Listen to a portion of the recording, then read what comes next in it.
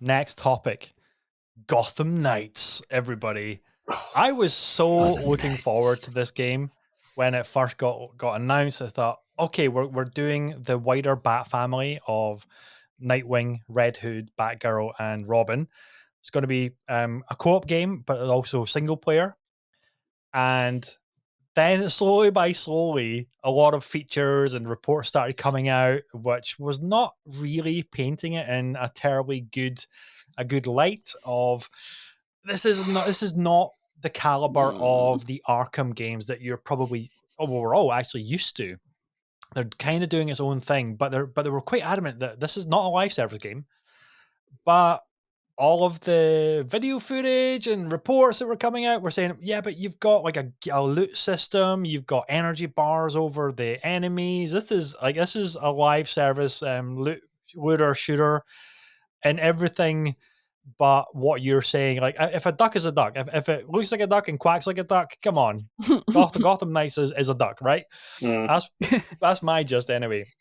And then the latest report, which wasn't even a report, it was just like a developer drop comment on Discord to say, oh, by the way, our game is only going to run at 30 frames per second on next generation consoles. Now remember, they dropped the last generation versions, the original Xbox, the PS4, because of pushing technology and having an ambitious game and everything like that. And obviously that's just like putting gasoline on a fire for a huge part of the player base, unfortunately, and they did Mm. not hold back, I guess. And I was thinking, oh my god, Jamie, Sarah, how can we possibly play a game at 30 frames per second? It's such a travesty. How are we ever gonna live? But joking aside, like for the most part, I don't really care. It would have been great to play this game at like 60 frames per second, have that smoothness.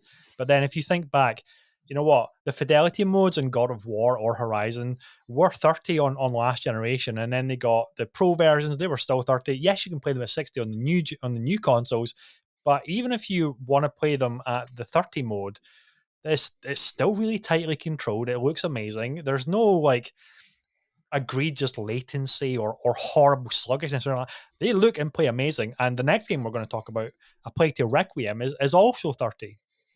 And that plays really, really well. So I'm less concerned about this 30 FPS like traumatic announcement that everybody's kind of making it seem like it's the worst thing ever. Anyway, I will pass over to Sarah for your thoughts on Gotham Knights. Have never really been worried about the frames per second on anything really. I mean, I think what's good is that the devs are realizing that if they want something that will work across the board for everything, including their multiplayer when it's fully out there, because I think when it first comes out, it's only 2 player from what I remember reading.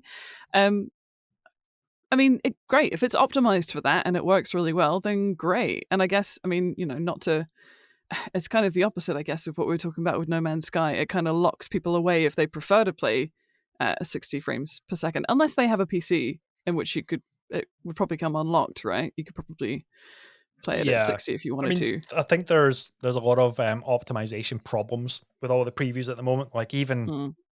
even people that are running like a 1390 graphics card are having struggles Oh with trying to no. get it to run at a consistent 60 and things like that. So I think there's clearly some work to do with Yeah. the optimization and patches that they're going to have to very quickly address and roll them out.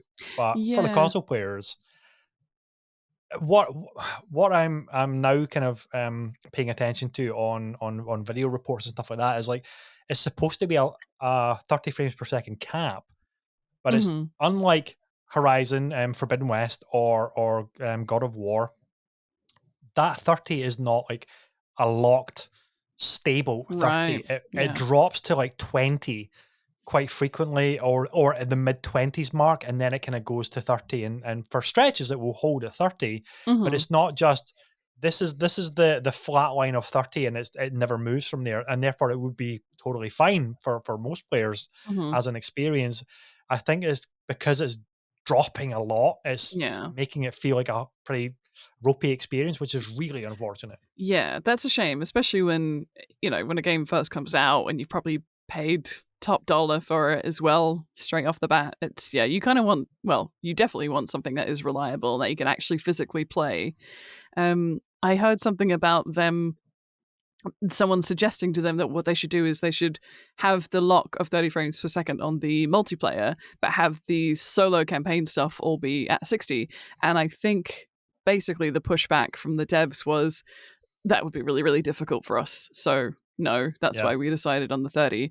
Yeah, I don't know. It's tough, isn't it? Especially because, especially it with our is. next gen consoles, we sort of expect a certain level, which, I mean, it seems a bit unfair when you think about it, but also, I don't know. I guess I I've never really know. been that worried as long as it's not clunky. But if it's clunky, ugh.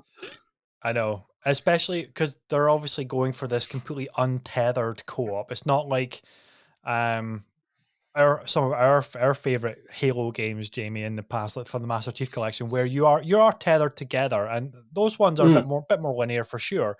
You can go or separate to a degree, but once you hit a checkpoint, you get yoinked forward, so you're Yeah. always kind of together. Mm, Whereas I was trying to think, it's like, have we ever had a massive open world that is not an MMO that has co-op where you can really separate and go your own ways. I mean, the one that I'm thinking about recently is probably the overworld of Elden Ring, where you can mm, separate quite far, but even there's still parts of the map that are locked off because you then have to load in that particular mm. dungeon or that particular part of the game. And I was trying to maybe you've got better ideas, Jamie, but I was trying to think of one of such a scale, like there's typically a being positioned as a single player game with co-op that has a co-op that you can literally separate and kind of do your own things within the game that isn't an MMO. I really can't think of one at the moment. No, neither can I. The closest I can think is some survival games, like Grounded, for example, which is another one I've been playing recently. Like Grounded, you can go wherever the hell you want, do whatever the hell you want. No matter how many players are in, they can all go off and do their own thing. But that tends to be true of survival games. Like Minecraft is the same, Yep. obviously. So that's fairly standard because in that you might want to build your own bases and split up. But you still have to go off and do the story stuff together, really, if you're going to experience it. So it's still not. I can't think of anything else that has the untethered co-op. So that is not off the top of my head. There's probably something out there, but Mm. Sure. um, Sure. but it's an exciting feature, and there is stuff to be excited about with Gotham Knights. I mean, I know we talked about it before, and it looked Mm. good, slightly baffling, Yep. but good. Like Yeah. I'm still trying to work out why the Bat family are scavenging for tech, because even if Bruce is, I know the blurb they released is like it's post death of Bruce Wayne. Yeah, But I'm but like, okay, surely but they're did he? beneficiaries of his Yeah, empire, right? if he's Yeah. going to Yeah. leave his massive fortune to Well, they anyone, can't it's going to find be the one of the four keys. people that we're talking about in the game. So I don't know why, but whatever. Maybe it's Yeah. post-apocalyptic Maybe in some way. Lucius Fox also got taken out, and therefore they don't have anybody to run R&D for them behind the Could be it. scenes. Yeah. Could be Maybe it. there's a wider plot issue there. Yeah, there's like a security system access to the Batcave, and they just can't get in. Well, he didn't leave the password, so Yeah, they yeah. also can't No. get into the Wi-Fi at the moment, which is terrible for them. So Bruce has two-factor authentication, and they buried him with his mobile phone. Of course So they did. Yeah. They can't access the it. Yeah. Batguard authenticator. Ah. Yeah. But no, the 30 FPS thing, I will just say this. I don't give a flying monkey's gonad about frame rate, and never have. In as much as I value gameplay over graphics, and always have done. And when stuff's like, oh, we've got 60 FPS, I was like, that's great. What's your game about? Does it play well? Tell me about that. Like, I don't really care. I just want it to look as good as it's going to look. And there were certain, like I said, I was playing Minecraft the other day. We found a lush cave. I have no idea what frame rate that's running at. I couldn't care less. It looks as gorgeous as a game made out of boxes can ever look. And I'm happy with it. So it doesn't bother me.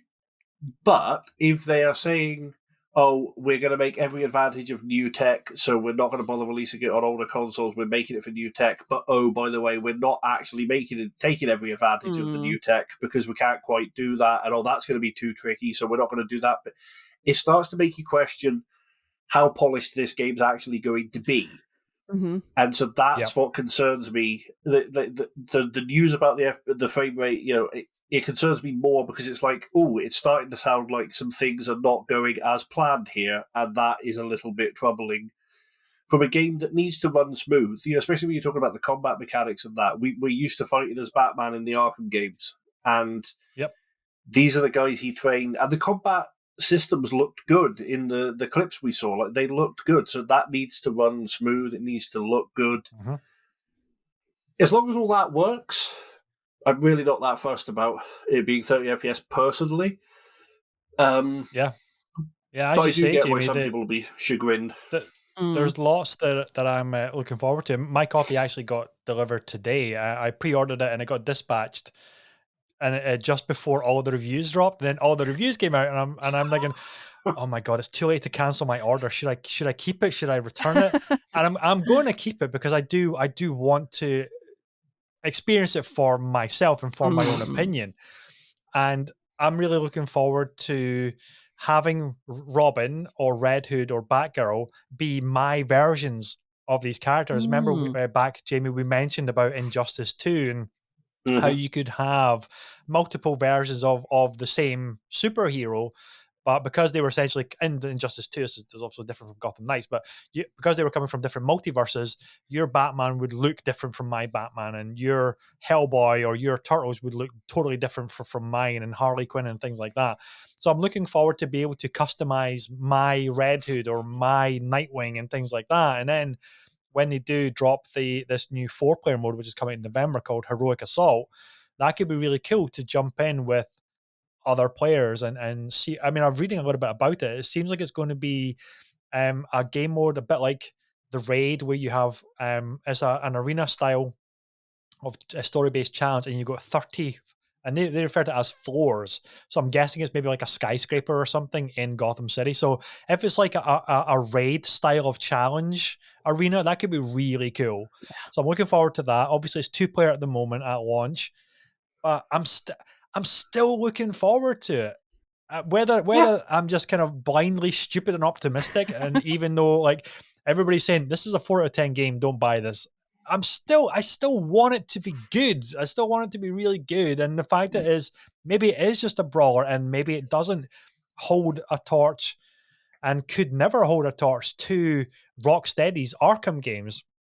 That's fine. I booted up Arkham Knight this morning and it still looks and plays phenomenally well. Guess what? 30 frames per second. I have no idea if it's a solid 30, but it's still 30 and it plays brilliantly. We've still got that. I'm still hopeful that I'm going to find things in Gotham Knights that I'm going to latch on to and say, this experience for me is good because of these things. Yes, there's a whole bunch of other stuff which could probably have been redone or reconsidered, or why did they decide to do that? And that's what a lot of maybe reviewers and other influencers are saying. This game is terrible because they're only focused on that. They can't look beyond that to find the thing that they are really excited about. For like, we're getting the Court of Owls story arc finally. Yeah. I know originally we had hoped that would be one of a proper Batman single player only a story arc, and it was rumored that would be, and it turned out that the Gotham Knights was going to get it.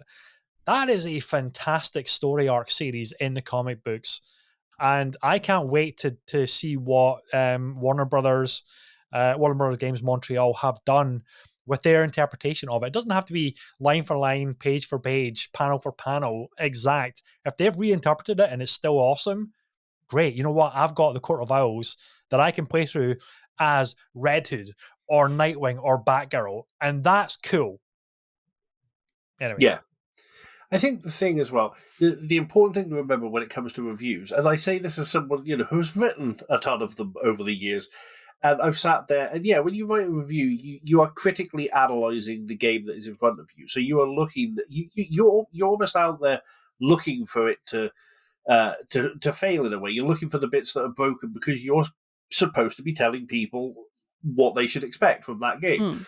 And that's great, and that's fine, and that's totally understandable why all the reviews are kind of trashing it on technical specs, because that makes sense, and on gameplay not quite being up to what we expected it to be, etc., etc.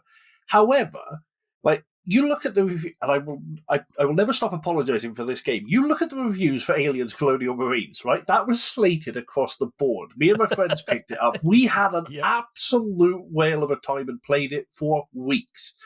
Because whatever else, we got to run around with pulse rifles and shoot xenomorphs. That's fun. To a bunch of guys who grew up with the Alien movies, we're like, yeah, this is great. We're Marines now. We're Colonial Marines. The game, janky.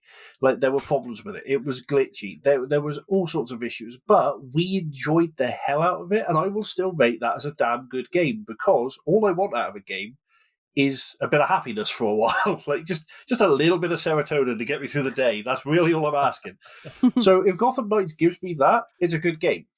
Now, it might still be technically flawed, and it might still be critically, poorly received. But so it's sometimes worth, if you're excited for it and you've got the money to drop on it, I would say it's still going to be worth trying it, because you might go in and find it might be your new favorite game. Problems notwithstanding. But we shall see. We shall see. We shall see. Final thoughts before we move on to the next topic, Sarah?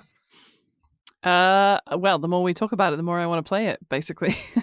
I'm definitely of the same mind of wanting to give something a go before I slate it. And I love sometimes when something gets quite a lot of press, even if it's negative press, that's actually quite tempting to be like, well, let's see what all this like negative fuss is about, see whether or not it was accurate or not. It's like when you hear that a play is really terrible, I'm like, maybe I'll go see that play.